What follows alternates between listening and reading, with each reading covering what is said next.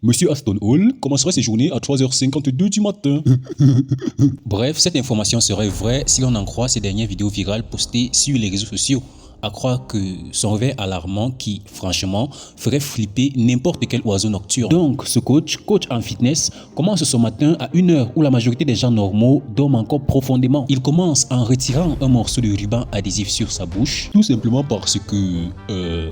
pourquoi pas? Ensuite, il se lancerait dans une série d'activités assez improbables, un peu comme plonger sa tête dans un bol d'eau glacée. Peut-être parce qu'il faut réveiller ce bon vieux cerveau qui dort encore parce qu'il n'est que 3h52 du matin. Ensuite, il va se frotter des peaux de banane sur la peau du visage. Nouvelle crème hydratante 100% naturelle. Par la suite, il va tout simplement faire un plongeon dans sa piscine. Oui, mesdames et messieurs, ça prend des douches froides en mode défi extrême.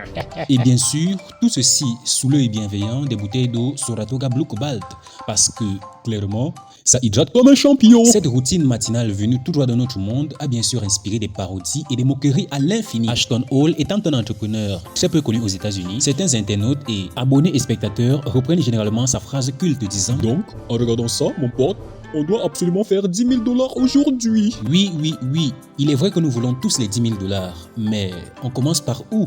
Une sieste à 3h52 du matin. Est-ce que ça compte? On ne sait vraiment pas si Hall prend tout ceci au sérieux, mais ces vidéos sont perçues comme des masterclass sur comment devenir riche grâce aux vues sur les réseaux sociaux. Donc, mesdames et messieurs, on ne peut qu'imaginer qu'il a trouvé des choses que nous, pauvres mortels, ignorons totalement. Et même s'il tente juste de faire réagir, comme certains le soupçonnent, Hall fait aujourd'hui partie de ce grand club d'influenceurs qui représente le mode de vie de l'homme alpha. Ou plutôt, le mode de vie de l'homme qui a vu trop de vidéos de motivation et qui a oublié d'aller travailler. Dans cet univers numérique, les hommes se lèvent tôt, très tôt même et... ils promeuvent des pratiques extrêmes autour du fitness, genre... Pour réussir, vous devez arrêter de manger du pain, manger plutôt des cailloux pour avoir des abdos de béton. Et grâce à vos abdos, vous réussirez. Lol. Et surtout, ils se font incroyablement beaux et essaient de vous convaincre que le simple fait de respirer pourrait vous faire perdre 1% de graisse corporelle à chaque inspiration. Ok, il n'y a rien de mal à avoir de l'autodiscipline et à faire du sport. Vu que c'est bien pour la santé, premièrement, et deuxièmement, nous ne sommes pas des monstres, bordel. Mais selon certains experts, derrière ce genre de contenu se cachent des messages généralement pas très sympas. Parce que quand tu te compares à ces mecs qui semblent avoir un abonnement à la salle et un contrat avec des créateurs de corps irréels, tu te demandes automatiquement si tu n'as pas raté quelque chose. Genre, n'aurais-je pas raté par hasard les 3 dernières décennies de ma vie? Oh bordel. Ce type de contenu nous vend non seulement une vie de rêve, mais aussi une vie qui n'est carrément pas atteignable. À moins que vous soyez un robot programmé pour avoir des abdos à la naissance. L'Amérique a été obsédée par la beauté et le fitness pendant des décennies.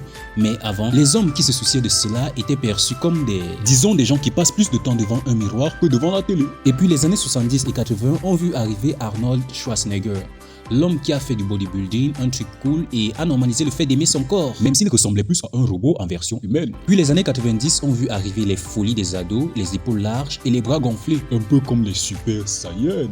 Et aujourd'hui, les standards sont encore plus extrêmes. Si vous n'avez pas le corps d'Apollon et que vous ne consommez pas 4000 tonnes de protéines au petit déjeuner, eh bien, on vous dira tout simplement: oui, tu es carrément à la traîne. Et si tu veux vraiment en faire partie, prépare-toi à acheter des suppléments, des poudres de protéines et peut-être même un abonnement à vie chez le nutritionniste. Parce que, soyons clairs, les influenceurs comme Hall te montrent non seulement comment avoir l'air bien, mais aussi comment dépenser tout ton argent pour ressembler à ce qu'ils appellent un demi-dieu. Bien sûr que tout ceci reste peu réaliste pour 99% des gens. Se lever à 3h52 du matin juste pour faire des pompes avant le boulot, c'est super si tu n'as pas de travail, de famille ou de vie sociale. Mais bon, qui a besoin de faire tout ça quand on peut juste frotter des pots de banane sur sa peau très tôt le matin, n'est-ce pas? En réalité, c'est juste un moyen d'afficher, de montrer à tout le monde que tu as une vie parfaite, ou du moins ça a juste l'air d'être le cas sur Instagram. En fait, ces vidéos donnent l'impression qu'il suffit de se lever un peu plus tôt, de faire un peu plus de pompes et de manger des œufs brouillés pendant que tu regardes des vidéos de motivation à 5h du matin pour devenir la meilleure version de toi-même. Et qui sait, peut-être que ça pourrait marcher pour vous. Peut-être que toi aussi tu pourras vivre dans un gratte-ciel à Miami avec, bien sûr, dans ta maison, une femme sans visage.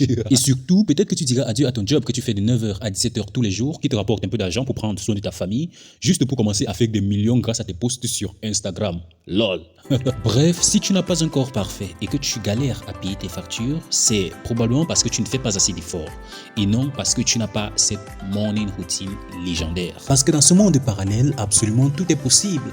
Même si tu es juste là en train de manger ton petit déjeuner en pyjama, ne te demande surtout pas pourquoi ton café n'est pas aussi motivant que celui de Aston Hall. Et oui, il fallait bien que je termine avec une citation qui n'a absolument aucun sens.